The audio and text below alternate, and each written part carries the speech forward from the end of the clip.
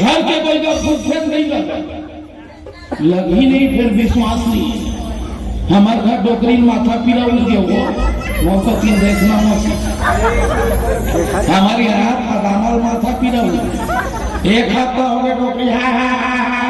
ये बता ये बता कब को सूजी लगे, कब को दवाई लगे, कब को डॉक्टर ही कर रहे, कहीं नहीं हुई बेटी कब कोनो कहीं कर देते तो दवाई बूटी नहीं लगे थे ना कोनो हाँ कहीं कर देते तो दवाई बूटी नहीं लगे ना बेटी। अच्छा कौन कौन क्वेश्चन करते थे हाथ उठाया नहीं है यहाँ कोनो नहीं है ये डोकरी देख राख लो में फूका था राख लो मांगे अब फूके तीन पूछे का हाल चाल की था तो बाढ़ गए मैं भरोसी तुरा बड़ा